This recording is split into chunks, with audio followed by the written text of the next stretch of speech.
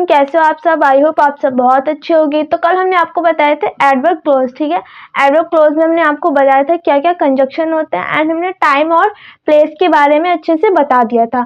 तो अब हम देखने वाले हैं, थर्ड नंबर पे आता है हमारा रीजन। रीजन क्या होता है? कारण। अगर सेंटेंस में कारण बताया जा रहा है तो हम क्या करेंगे, क्या कंजक्शन लगाएंगे, ठीक है। तो रीजन के लिए हमारे कंजक्शन है बिकॉज, सिंस तथा एज, ठीक है। ज्यादातर हम यूज करते हैं बिकॉज का। किसका यूज करते हैं? बिकॉज का। तो हम क्या क्या लगा सकते हैं? बिकॉज, सिंस एंड एज, ठीक है।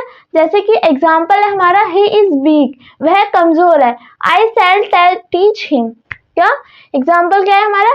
ही इज वीक, वह वीक है। आई शैल टीच हिम, मैं उसे पढ़ाऊंगा। तो हम कैसे बनाया है हमारा? ही इज वीक, वह कमजोर है। आई शैल टीच हिम, मैं उसे सिखाऊंगा या फिर पढ़ाऊंगा। तो कैसे बनाएंगे हम इसको? आई शैल टीच हिम, मैं उसे सिखाऊंगा। बिकॉज, क्योंकि ही इज वीक, वह कमजोर है, ठीक है। बिकॉज का मीनिंग क्या आता है? क्योंकि। तो हमें इस तरह से बनाना है अगर हमारा रीजन वाला सेंटेंस आता है तो, ठीक है। 4 नंबर पे हमारा कंडीशन। अगर हमें शर्त प्रकट की जा रही है तो हम क्या क्या कंजक्शन लगाएंगे वो भी हम देख लेते हैं, ठीक है। तो कंजक्शन है हमारे कंडीशन के इफ, अनलेस, इन, केस, ठीक है। क्या क्या यूज करते हैं हम? इफ, अनलेस, इन। ज्यादातर हम इसमें यूज करते हैं अपना इफ का। किसका यूज करते हैं? इफ का। जैसे कि एग्जाम्पल देख लेते हैं। देखो, हमने एग्जाम्पल इसलिए लिखे हैं ताकि आपको अच्छे से क्लियर होता हुआ जाए कि हमें किस तरह से सेंटेंस को बनाना है। तो एग्जाम्पल है हमारा, do not work too much, अधिक काम मत करो। You will loss your health, तुम्हारा स्वास्थ्य खराब हो जाएगा, ठीक है। तुम्हारा स्वास्थ्य खराब हो जाएगा। हेल्थ क्या होती है? स्वास्थ्य को ही बोलते हैं हम। तो बनाएंगे इफ टू मच, अधिक कार्य मत करो। You will loss your health, तुम्हारी हेल्थ खराब हो जाएगी। तो हमें क्या लगाना है? इफ लगा देना है स्टार्टिंग में, ठीक है।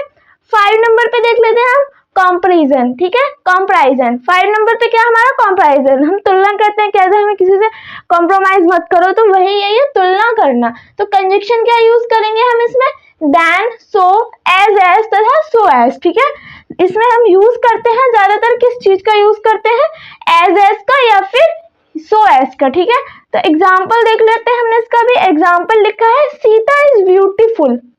सीता इज ब्यूटीफुल, सीता कैसी है? ब्यूटीफुल है। Sarla is equally beautiful, equally का मतलब होता है बराबर। Sarla is equally beautiful, Sarla भी उसके बराबर ब्यूटीफुल है। तो हम कैसे बनाएंगे?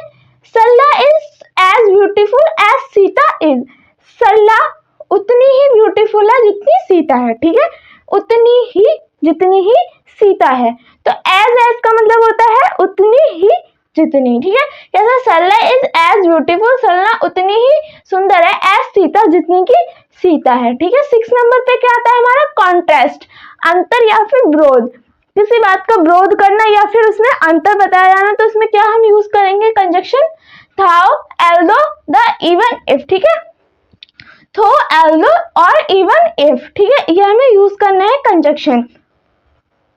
तो 6 नंबर पे आता है हमारा कॉन्ट्रास्ट, अंतर या फिर विरोध। कंजक्शन क्या है इसके? थाउ, ऑल्दो और इवन इफ। क्या क्या कंजक्शन है हमारे कॉन्ट्रास्ट के?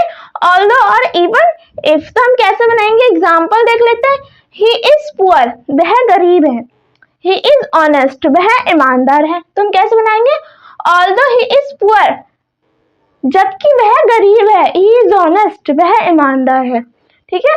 ऑल्दो ही इज पुअर, जबकि। ऑल्दो का मीनिंग क्या लगा दिया हमने? जबकि। जबकि वह गरीब है, ही इज ऑनेस्ट, वह ईमानदार है। तो इस तरह से हमने आपको बताया है reason, condition, comparison and contrast, ठीक है। अभी इन कंजक्शन बचे हैं जो कि हम बताएंगे आपको नेक्स्ट वीडियो में। आई होप आप सबको बहुत अच्छे से क्लियर हो गए होंगे। तो मिलते हैं नेक्स्ट वीडियो में।